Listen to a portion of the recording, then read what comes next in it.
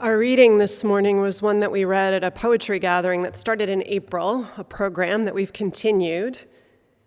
We did a few weeks, I think I mentioned once, on what's called ekphrastic poetry. That's our big word in the poetry group that we've learned. It means a work of poetry that's responding to a work of art or a piece of music. And our poem this morning, our reading, is just such a poem. Auden wrote it as a young man in 1938 during a time in Brussels, in Belgium. There he had seen works of art at the Royal Museum of Fine Arts of Belgium. And those works he had seen included The Fall of Icarus, that's printed on your order of service cover. A painting credited to Brueghel, but actually we now know it's probably a copy of a lost work. But be that as it may, it was the composition that Auden was speaking and responding to, and two others, including the census at Bethlehem that's also in your order of service. And here's what he wrote. About suffering, they were never wrong, the old masters. How well they understood its human position, how it takes place while someone else is eating or opening a window or just walking dully along. How when the aged are reverently, passionately waiting for the miraculous birth, there must always be children who did not specially want it to happen, skating on a pond at the edge of the wood. They never forgot that even the dreadful martyrdom must run its course anyhow, somewhere in a corner, some untidy spot where the dogs go on with their doggy life and the torturer's horse scratches its innocent behind on a tree. In Brueghel's Icarus, for instance, how everything turns away quite leisurely from the disaster. The plowman may have heard the splash, the forsaken cry, but for him it was not an important failure. The sun shone as it had to onto the white legs disappearing into the green water and the expensive, delicate ship that must have seen something amazing, a buoy falling from the sky, had somewhere to get to, and sailed calmly on. Really, for this sermon, I feel like I should have a big screen and a pointer, and all of you here. And so I could ask, so someone tell me about the story of the fall of Icarus, but I don't want to put too much pressure on Sabrina.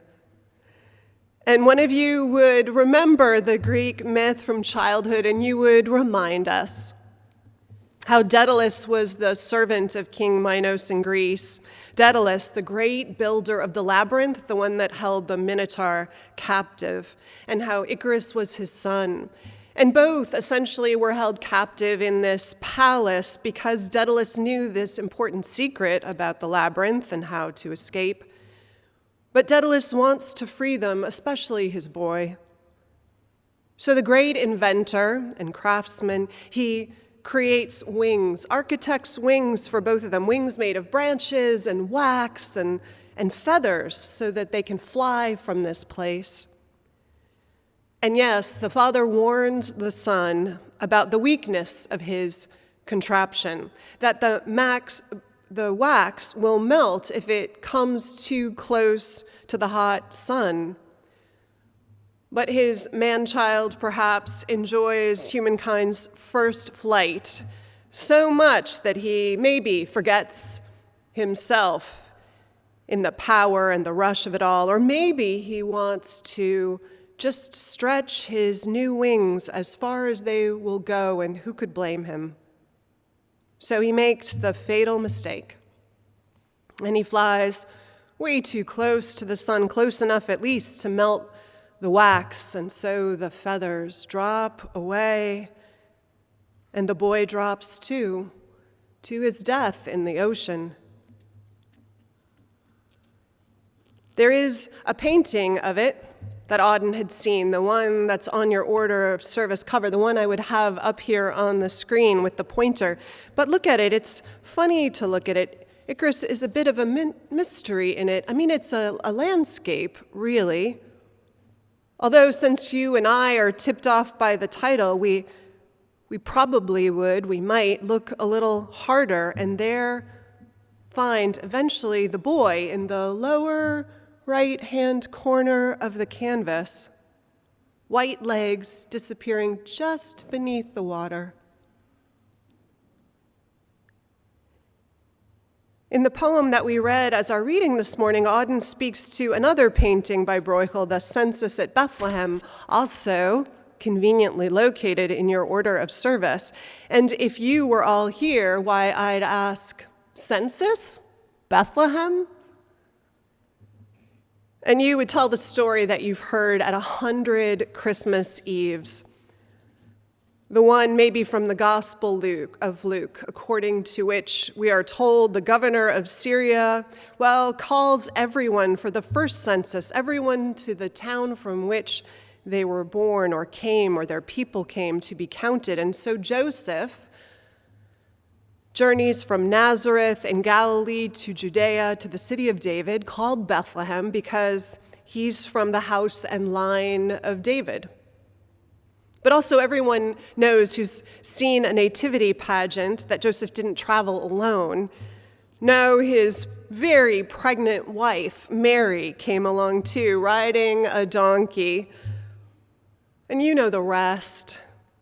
When they arrive, there's no room in the inn because everybody's there for the census.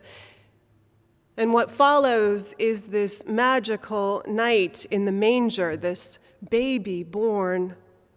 And the shepherds and the wise people with their gifts who show up guided by a star, and something has shifted in the universe, something important that night. And this other painting in your order of service, I mean, it's supposed to be that scene, but if you look at it, it just looks like some scene from a town, maybe in Holland, a long time ago. And it's only the title that makes you look maybe for something, for a Mary and Joseph, who maybe are this couple down at the bottom, heading somewhere toward the inn, I imagine. Clearly, there's some cultural appropriation going on, right? I mean, this definitely doesn't look like any Palestine I've ever seen, and ice skating isn't ever mentioned in the Bible.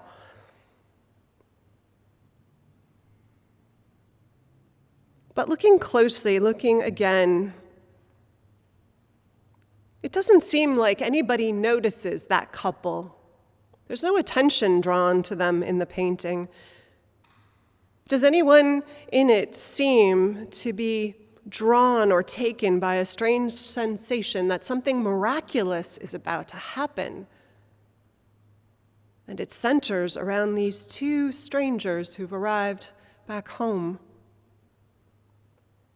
And for that matter, that painting of the boy falling from the sky, is anyone pointing? Does anyone look shocked? Or are people racing to get help for the boy who still might be saved?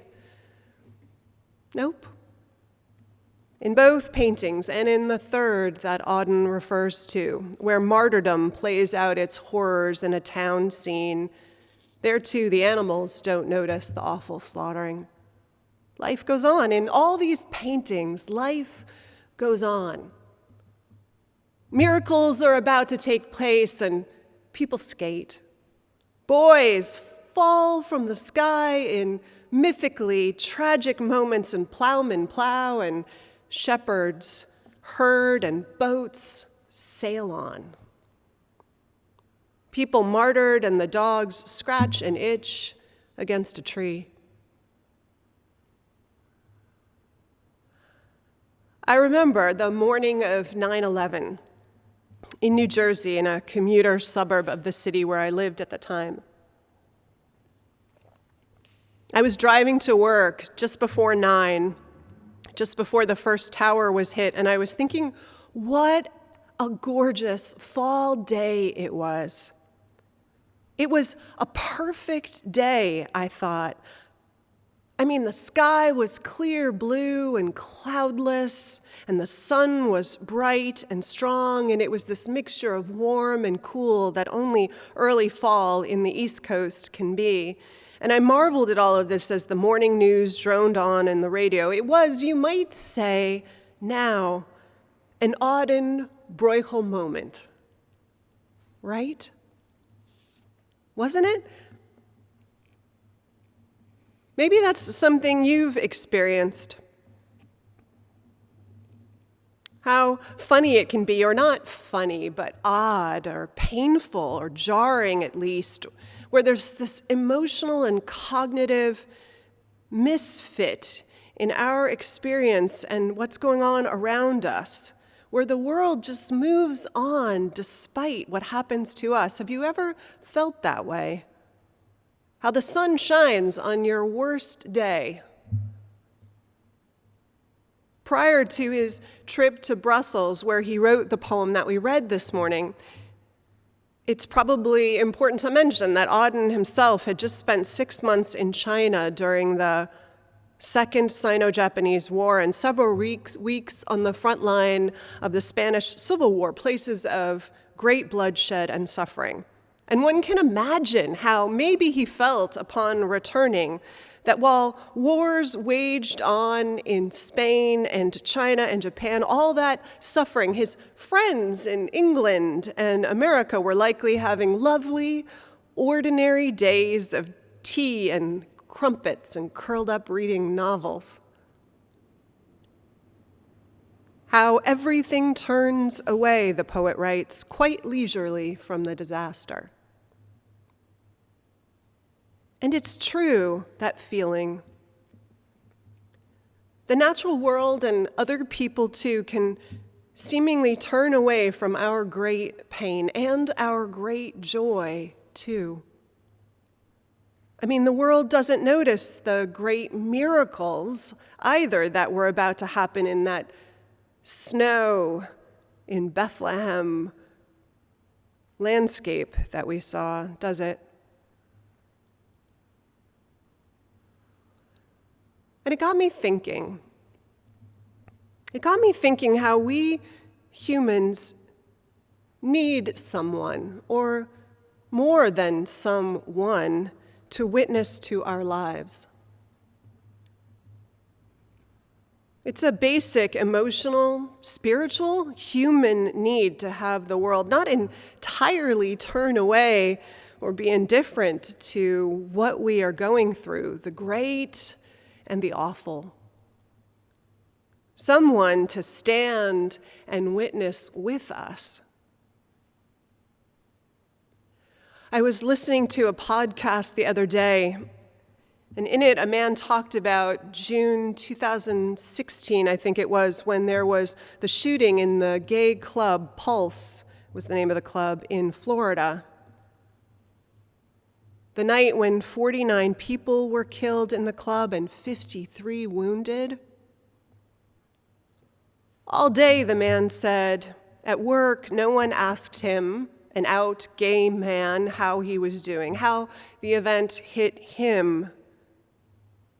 But it must have been obvious that he wasn't himself.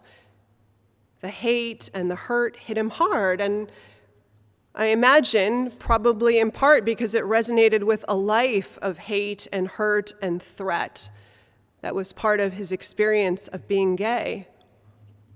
And he said it wasn't until that night, until he went to a theater group that he was part of.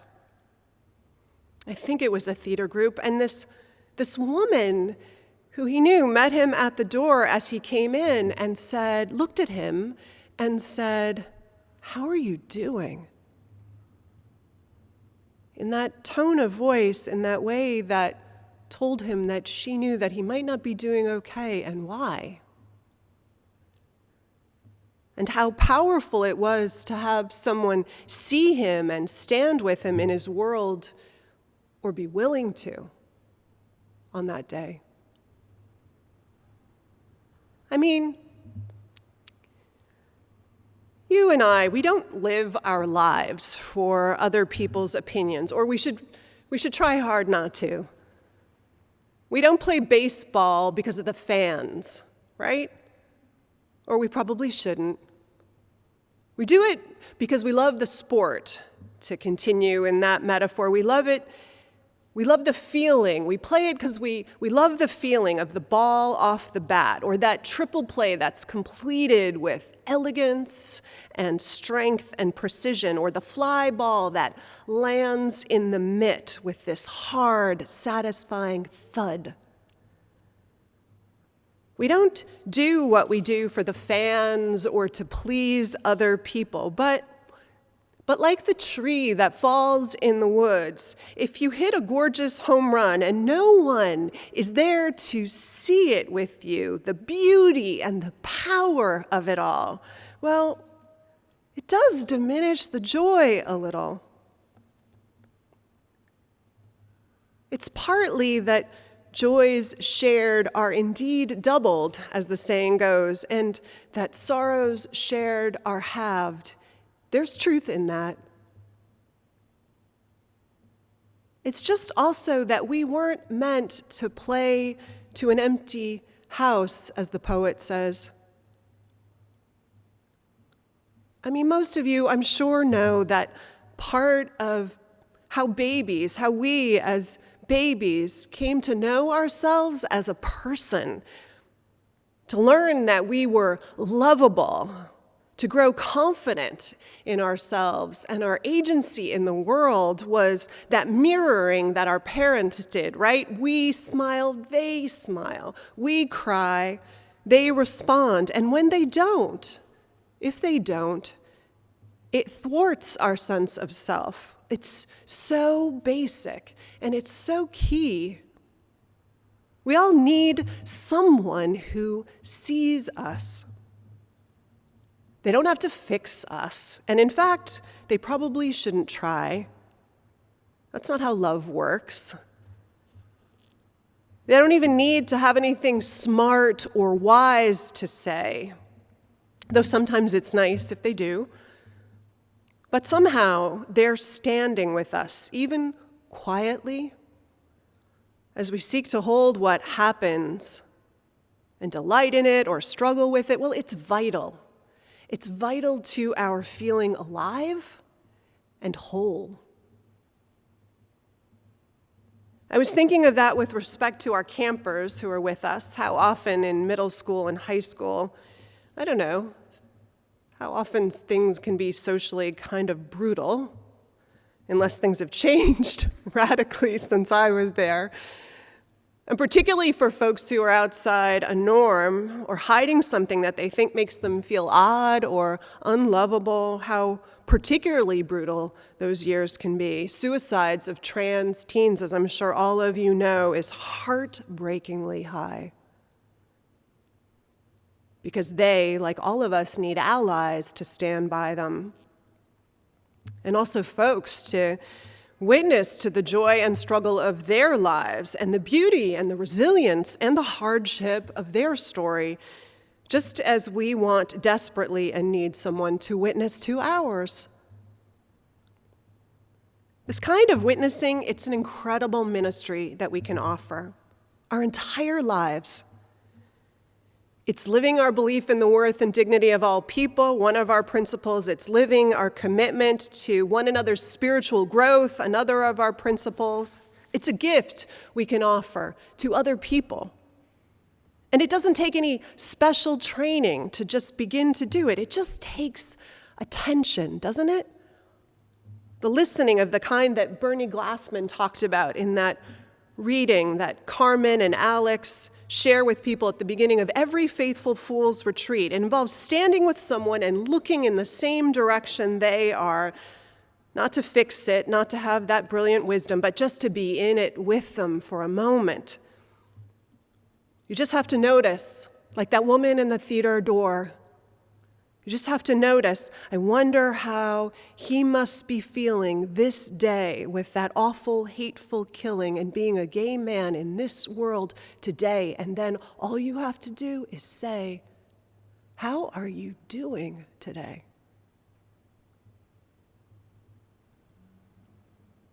The refrain just has to be that we hear one another and we see each other, that's all.